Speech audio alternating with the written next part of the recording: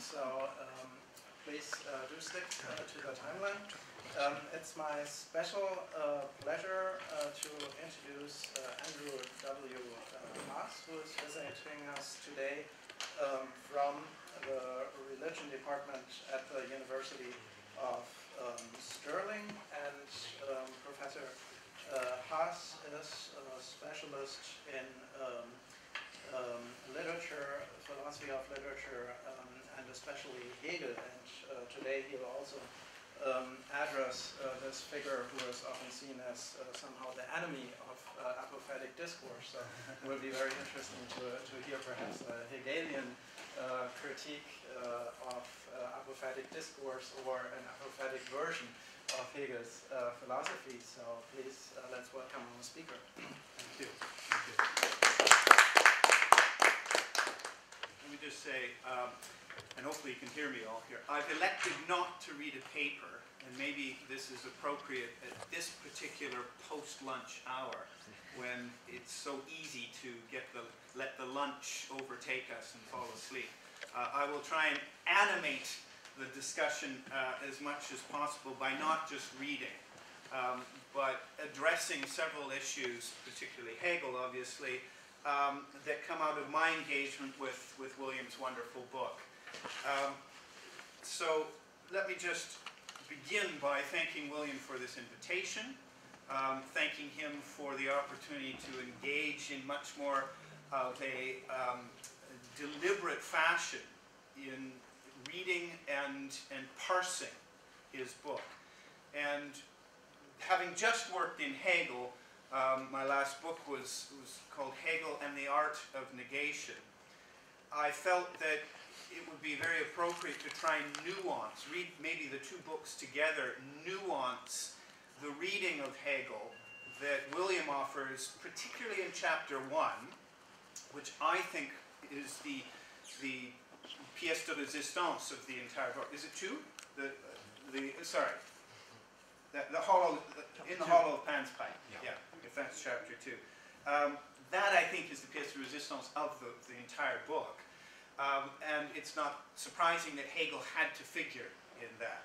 Now, how he figures exactly is what I want to tease out a bit more here. But let me just first say that the book mentioned at the beginning by William that, in fact, in many ways came out simultaneously with the Hegel book, though it was written quite a bit earlier, was called Auden's Ode. The loss of one's sovereignty in the making of nothing. And that is really the key title there, the loss of one's sovereignty in the making of nothing.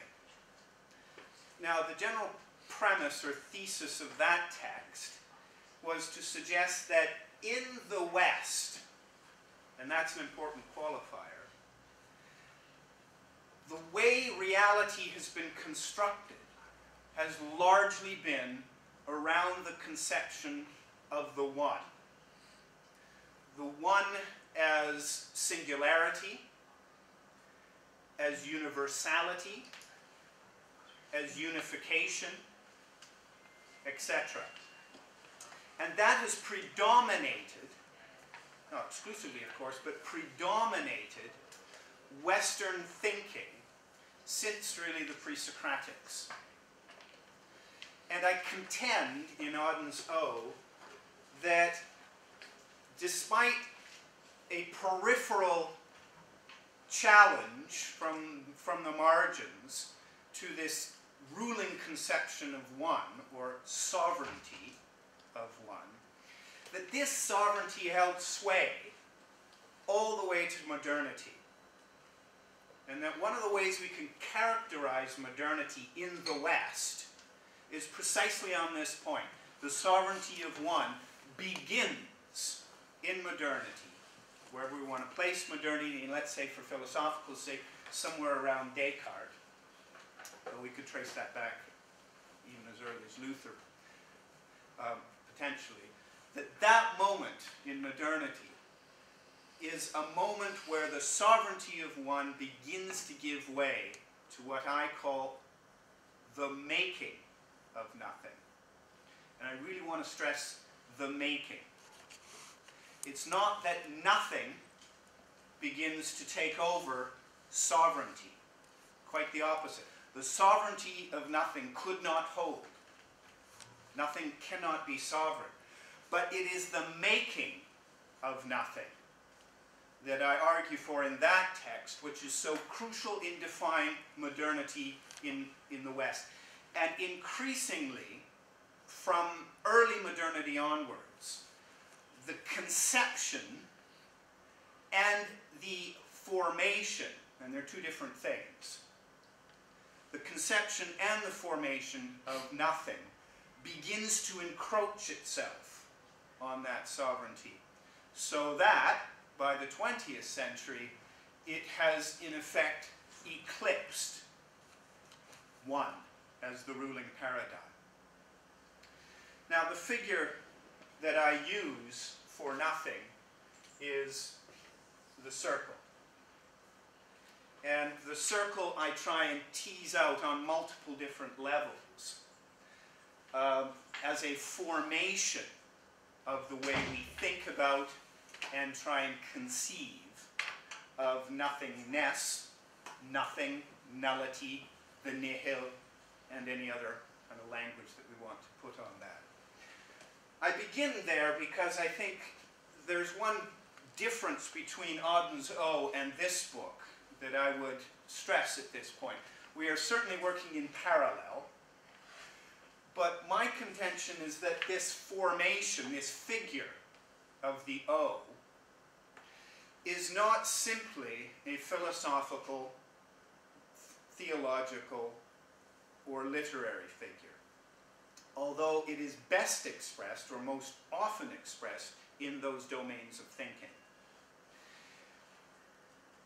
The encroachment of nothing happens transculturally across the West, I'm arguing here. The East is another story, and that's the interface between the East and the West increasingly, I think, is an important one that we are dealing with even presently here.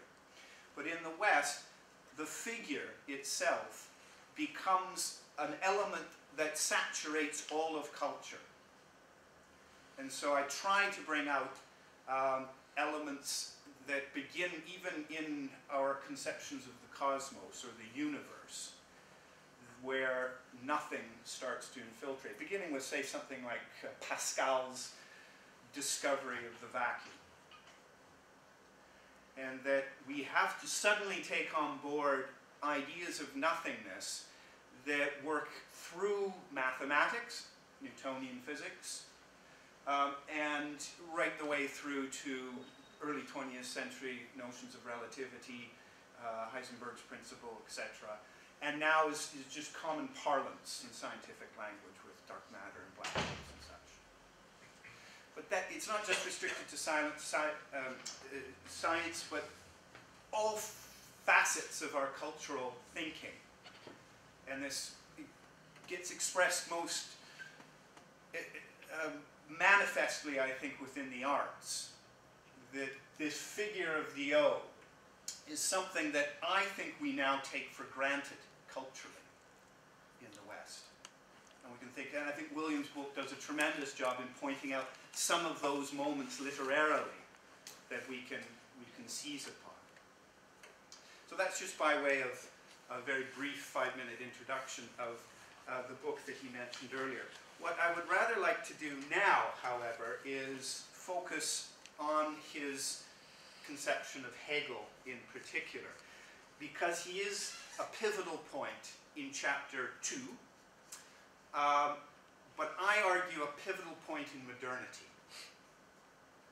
And I suggest that we need to refine our thinking of Hegel as not simply the one who espouses an absolute, capital A, that is contrary to apophaticism. I want to argue that Hegel's conception of the absolute, in fact, allows for a kind of apophaticism. But we have to reconfigure that apophaticism in order to do that.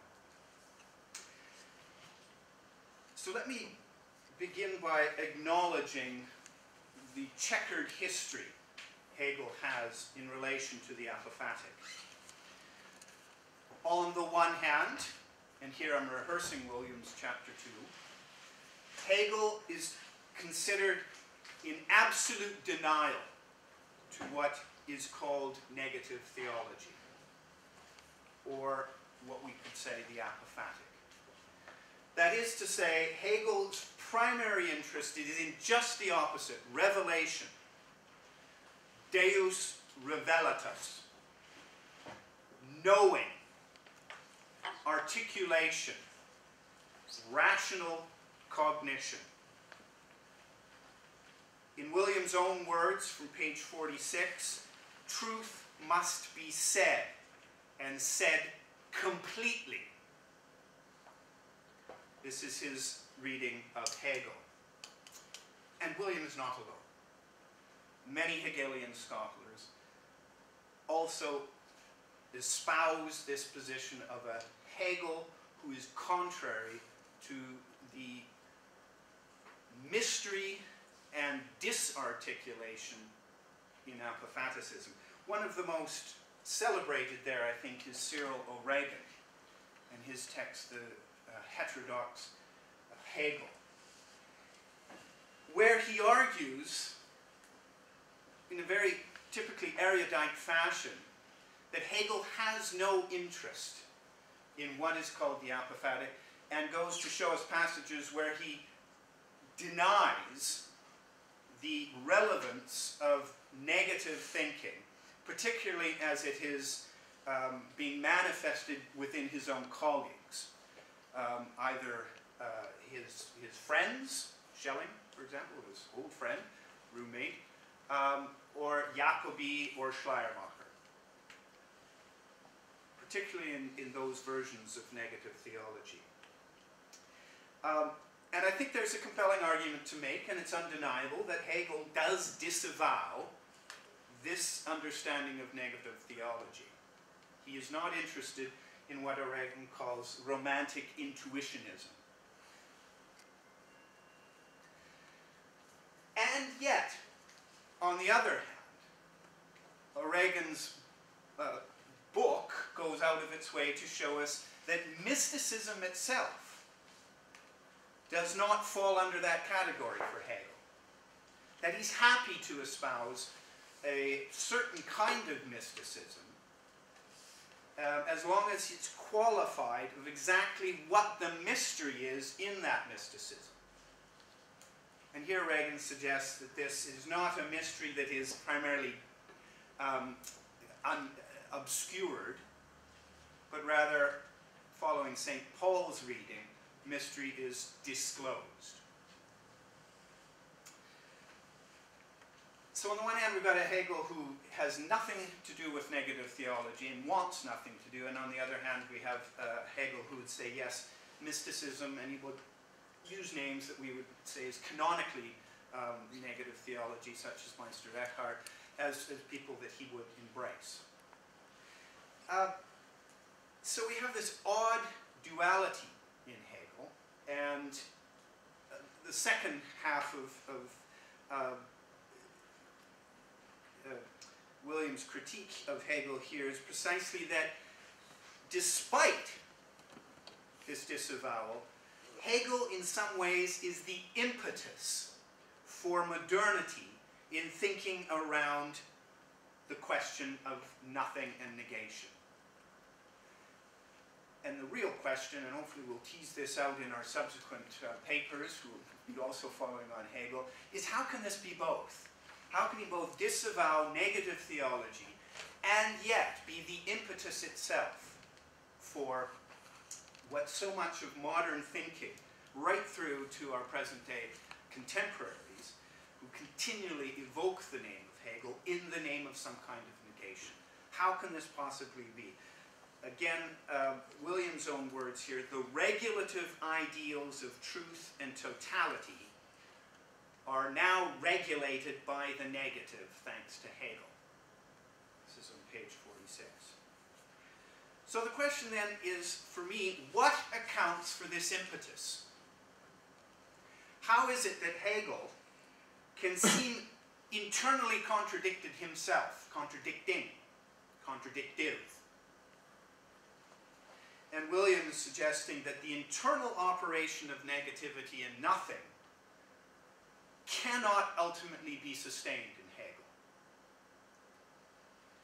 That he retreats into the absolute and the system of the absolute, and therefore William leaves Hegel outside of the pantheon of great apophatic thinkers. And I want to challenge this. And I'll do this very, very briefly, and just pick up on one real main point here as we think about this impetus. The nature of nothing is contextualized or proposed in the book here as a counter to sayability. I want to suggest or challenge the very dichotomy between sayability and unsayability itself, and suggest via Hegel that that dichotomy is itself sublatable. It is sublatable precisely by attending to the ability of the suffixes in each of those terms. And say ability, so say ability, and then sublate ability. The ability accords to each of those. So my question is, what makes something able? What gives something its ability? And here Hegel comes to the fore in a manner that is arguably unprecedented in modern philosophy. This is a question of force, of living, and ultimately that which allows something to come into being. So, let's continue our nuancing with the terms that we've been using and focus just very briefly on the term negation itself.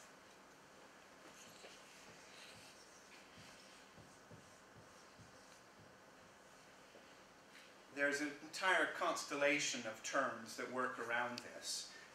I would like to, and I do, champion the term negation as the primary term that allows us to deal with the question of ability. Unsayability. Say ability. Negation, as it is construed etymologically in English, comes from the verb, first and foremost, to negate.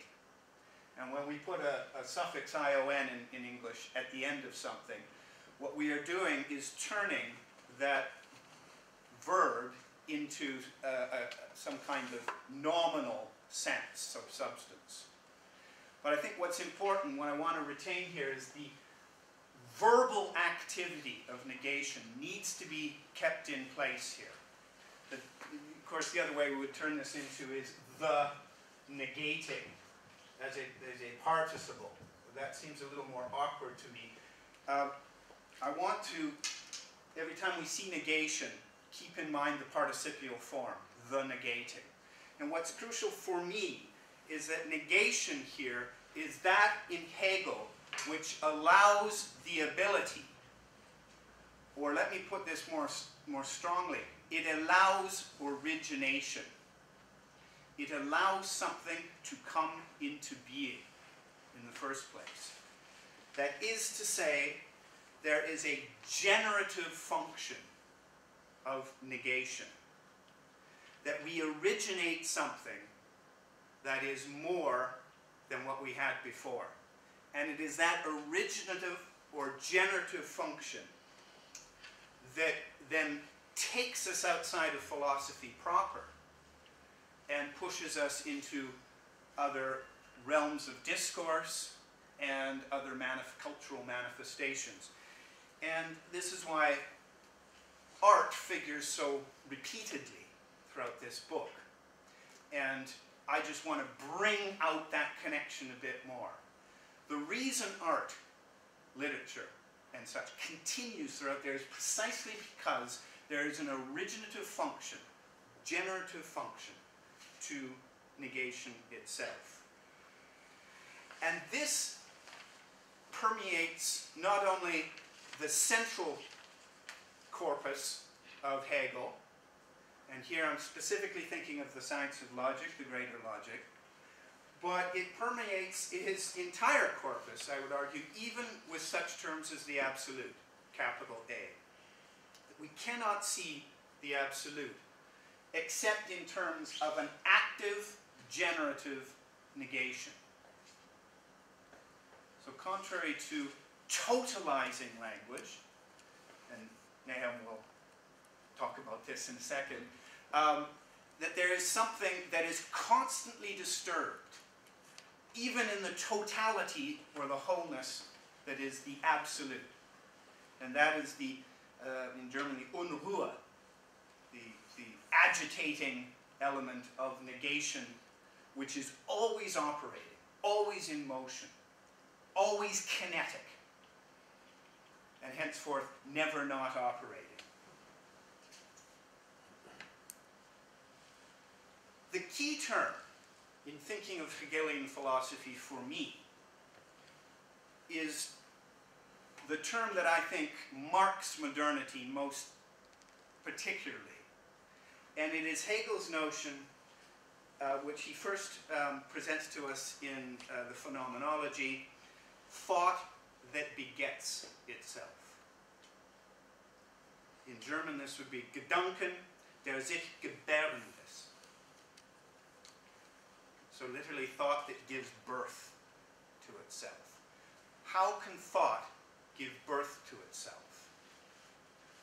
How can thought generate not only its own form, but its own content? And this is what is worked out in the Hegelian quote-unquote system, but particularly in the science of logic. It is hinted at in the Phenomenology, ending, of course, in absolute knowledge. But if we stay at absolute knowledge, we haven't gone far enough. We have to continue through the Wissenschaft of logic in order to understand how this term will circle back on itself. The whole idea of absolute knowing circles back on itself through thought that begets itself. So what I want to suggest, I'm extemporizing here at the moment, but given the earlier syntax that was put up here, is this whole identity of one term being another, giving way to another, is in Hegel radically reconceived. That it's not a question of simply doing this to the equation in the middle. That A is not A, or that somehow A is not itself.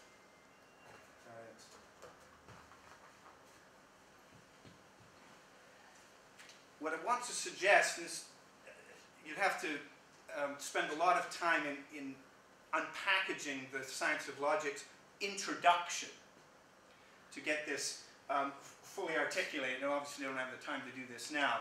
But the suggestion I want to present to you here is that the equal sign here, which we normally think of as equative, one side equals the other on the other side, is in fact not simply propositional, but is in effect also prepositional. And this is where in English we use the genitive of something else. And in that prepositional equation, we actually have a loop that goes in a circularity that involves a negation. Why does it involve a negation? Precisely because in order for something to beget its own self, the only possible way for that logic to work is if a negation is operating somehow at its very core. That the one side is not its side precisely when it is its side. And that requires that tripartite triad of being, nothing, and becoming that is worked out then in chapter 1 of the Science of Logic. What I want to suggest here is that there is something that is generative in the equal sign. That identity is not simply two parts being equated, but identity is generated. This is the key. Identity is generated. So that the is and the is not become. So when we say A is A or A is not A, what we're actually saying is that whole thing is being generated by negation. And it's in that generative function that both allows and disallows the logic to continue. And this is the essence of Aufhebung, or the essence of sublation. Therefore, there is a kind of circularity here that I have called the cogenitive. The whole idea of becoming is in the term here, genao, from the Greek term to become. The cogenitive, I'm suggesting, is that both sides are part of each other. So when we talk about the logic of being, it is both subjective and objective genitives, necessarily. And that is the key. Necessarily. It has to be both being's logic and logic's being. And this, of course, goes to any of these terms that we might want to construe, including the idea of the principle of beginning, which is also the beginning of principle, and this is what is worked out in the introduction, including the idea of the form of content, or the content of form. My term that I use, the art of negation, which is also the negation of art. And this is where I'd like to extend this, the negation of apophaticism. If we take apophaticism, simply is that which has got the unsayable as a counter to the sayable, then we do not yet have a generative function. But if we consider the unsayable and the sayable as something generating each other necessarily, so it is the sayability of the unsayability, and cogenitively the other way around, then we have what I think is the very heart of the Hegelian project. Negation is that which begins through its own negation, including negation of negation, which should never be seen as a third term that is higher than the rest. If you construe Hegelianism dialectics in those terms, you will always come up with a right Hegelianism, or even a left Hegelianism of some sort. But you'll always have a higher third term which predominates. But if you keep the generative function of negation as the negation of negation constantly going back on itself, then you have this generative function.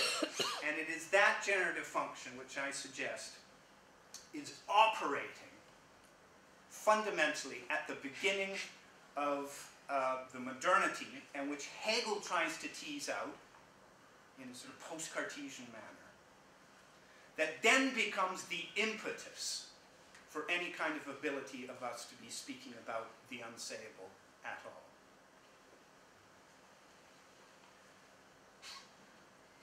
I want to leave you with one anecdote, and then we can tease this out. Where does Hegel begin? At the tender age of 26,